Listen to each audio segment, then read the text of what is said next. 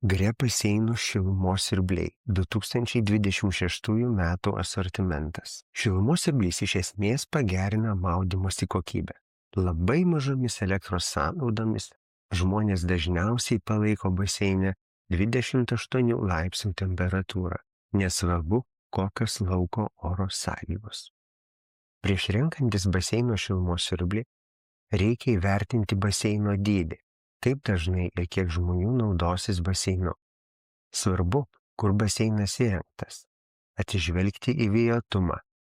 Reikia įvertinti, kiek ilgai planuojate baseinu naudotis. Lietuva priskiriama šiaurės zonai, todėl visuomet reikia rinktis galingesnį šilumos siurblį bei naudoti izoterminį uždengimą. Daugumai siūlomų Gre didesnių baseinų nuo 20 iki 30 kubinių metrų vandens tiks HPG IC45 šilumos siurblys. Baseino šilumos siurblys yra termodinaminis įrenginys. Jis surenka šilumą iš aplinkos oro ir tiesiai ją perduoda baseinų vandenį. Todėl montuojamas tarp filtro ir vandens grįžtamojo vožtuvo.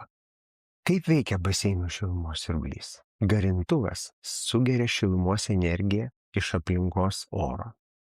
Priešingai nei namam šildyti naudojamuose šilumos siurbliuose oras vanduo. Čia nėra nuotolinio šilumos pernešimo. Titaninis šilumokaitis perduoda garintuvą sukauptas kalorijas tiesiogiai per šilumos siurblį tekančiam baseino vandeniui. Šilumos siurbliai inverteriai idealiai tinka Lietuvos sąlygomis. Jie veikia lauko temperatūrai nukritus net iki 7 laipsnių Celsijaus.